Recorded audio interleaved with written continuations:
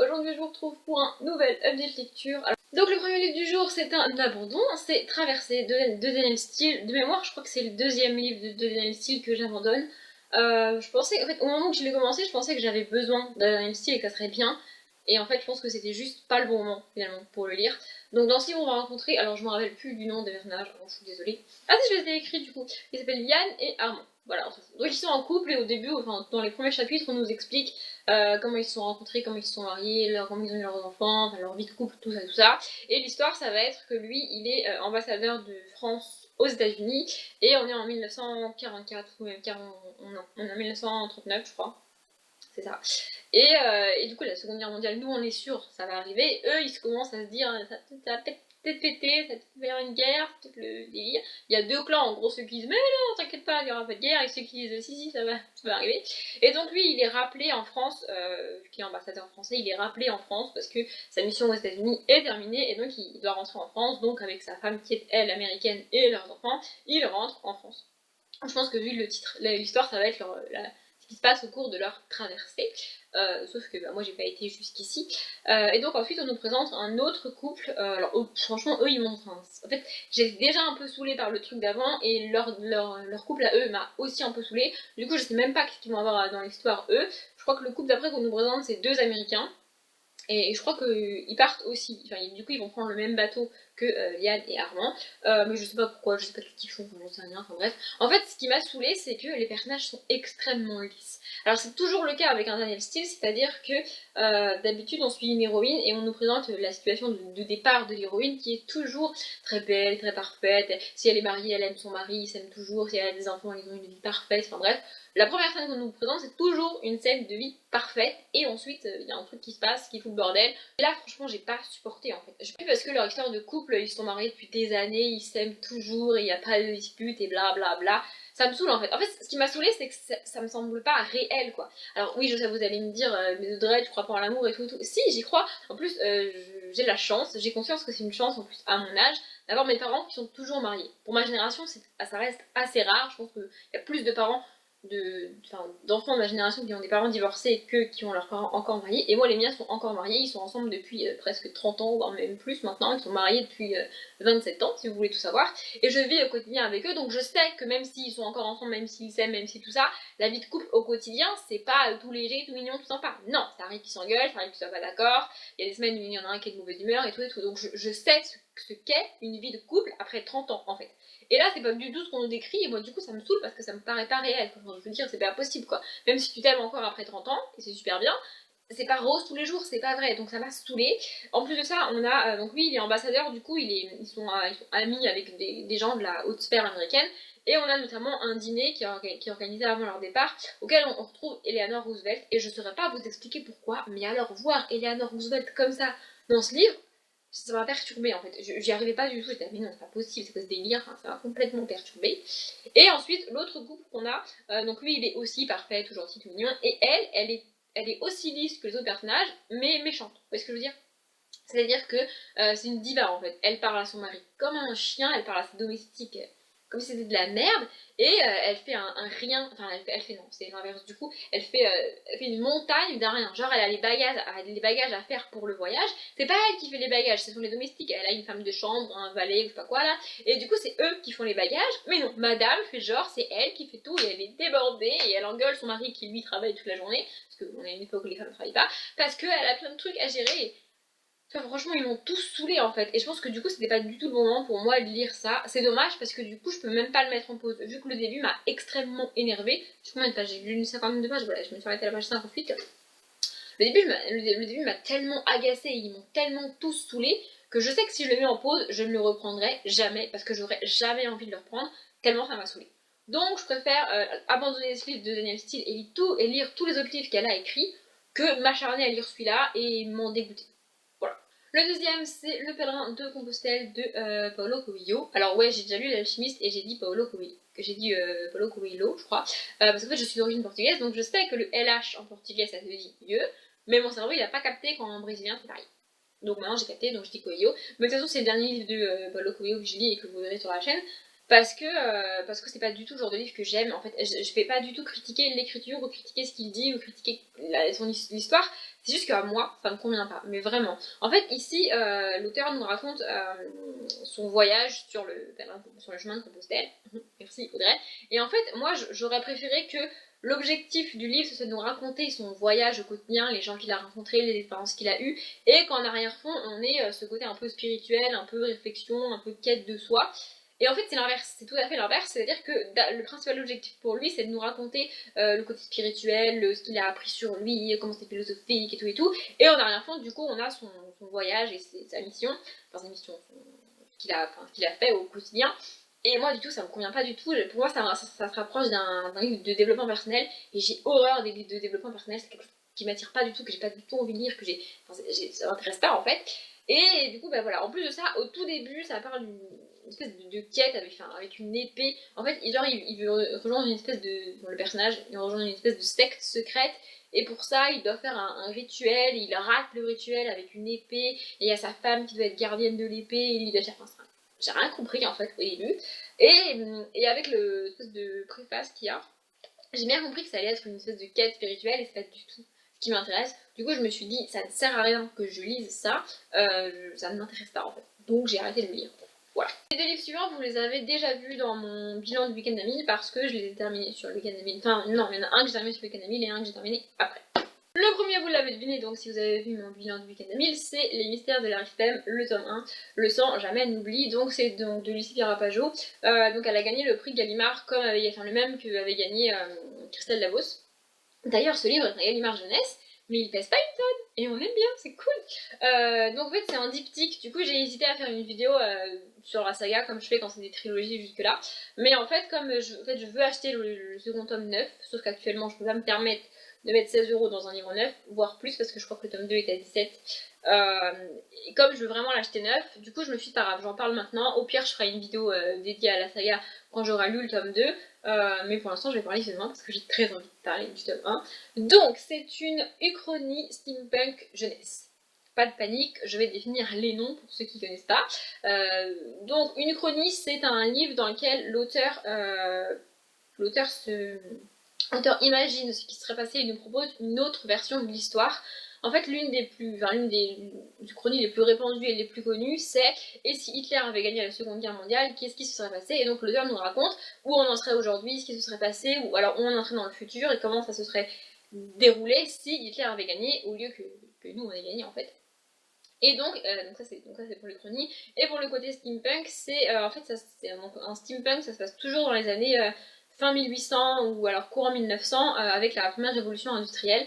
Donc c'est tout ce qui va être, ça va être tout ce qui est machine en rapport avec le laiton, les machines à vapeur et tout, enfin tous ces matériaux et tout. Et donc là on voit les rouages. Je sais pas si vous voyez, mais là on voit les rouages du truc. Donc voilà, c'est tout ce qui est construction comme ça un peu. La seule autre saga que j'ai lue où il y avait du steampunk, c'est celle de Yael Ringer, donc le protectorat de l'ombrelle. Et franchement j'avais adoré ce côté-là. Et ici j'ai aussi beaucoup aimé. Et aussi on pourrait un petit peu dire qu'il y a du steampunk dans les chroniques lunaires de Marissa Meyer. C'est pas catalogué comme du steampunk parce que les chroniques lunaires ça se passe dans le futur, donc ça se passe pas du tout en 1800. Mais avec le métier que fait Cinder, franchement, il y a un des personnages ici qui fait un métier qui m'a rappelé ce que fait Cinder, le côté mécanicien en fait, c'est ça.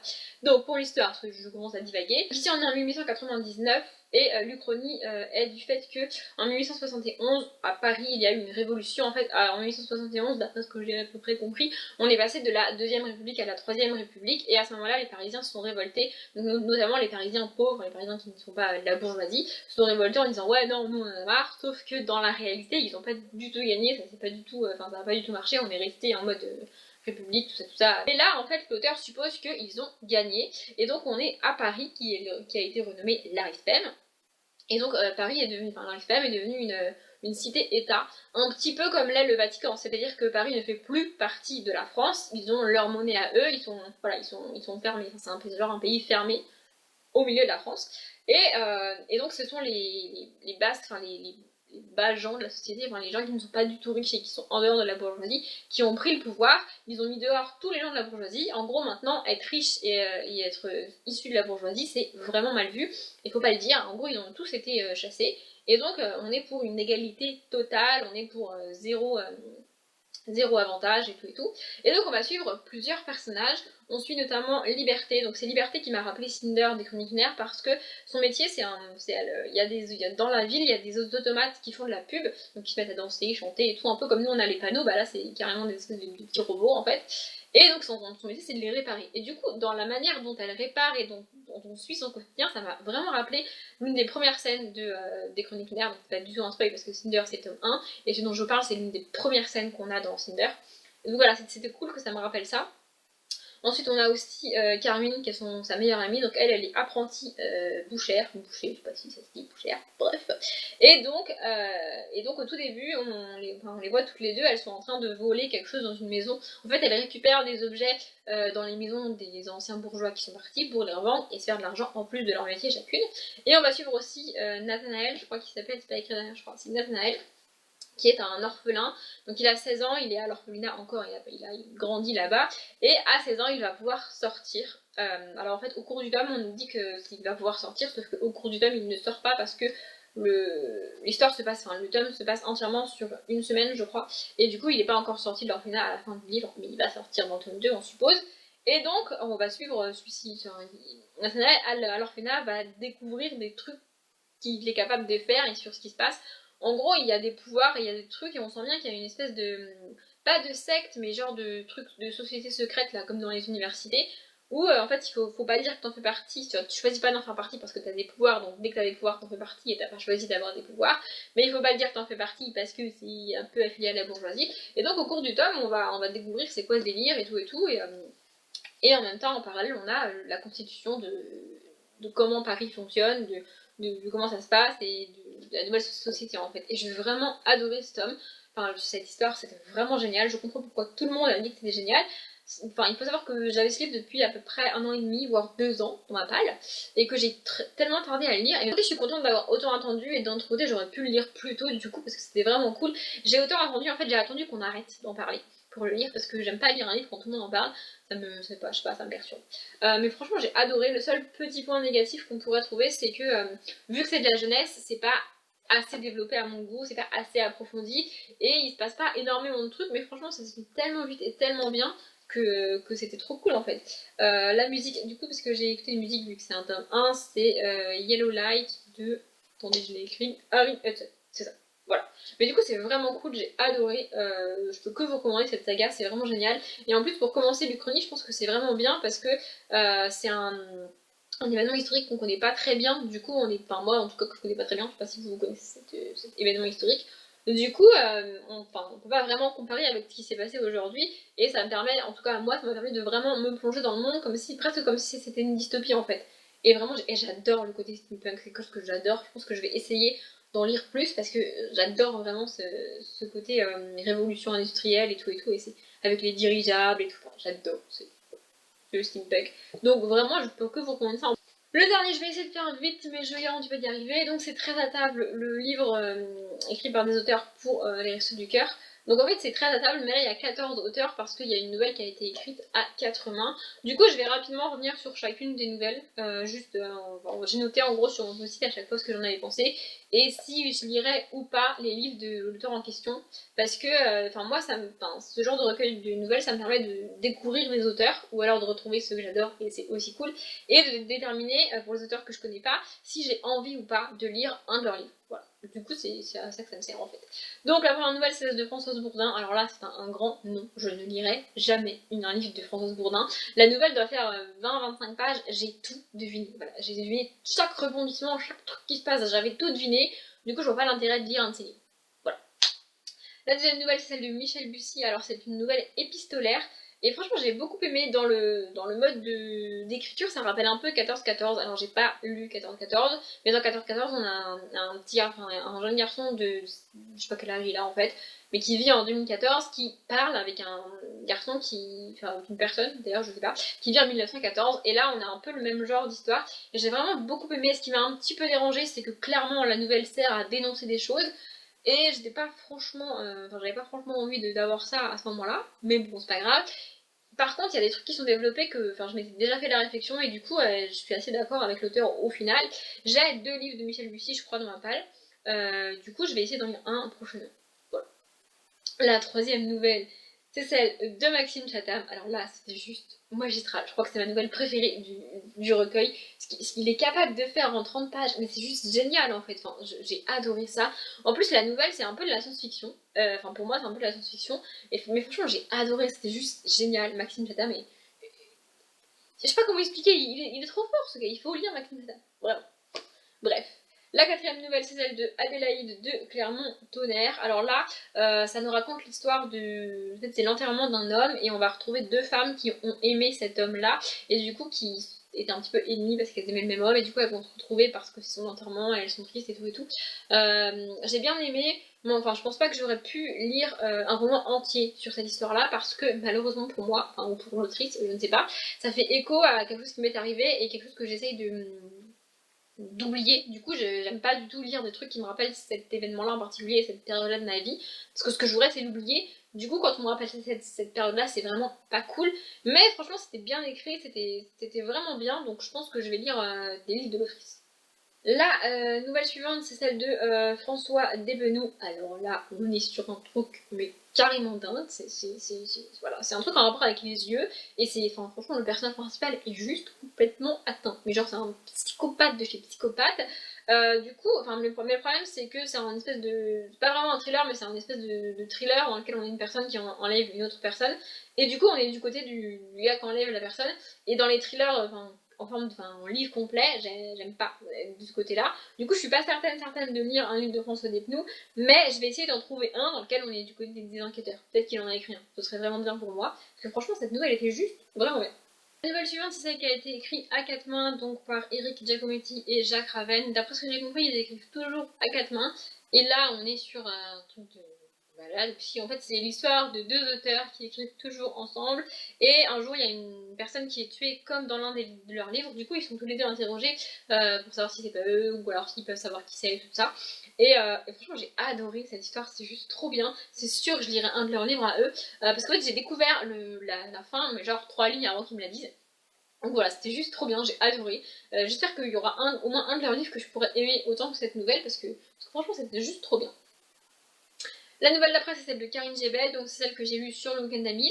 Et c'est la seule nouvelle du recueil qui m'a fait chialer. En 30 pages, Karine Jebel a réussi à me faire chialer. Du coup, ça me donne encore envie de lire un de ses livres, même si le dernier en date, je l'ai abandonné.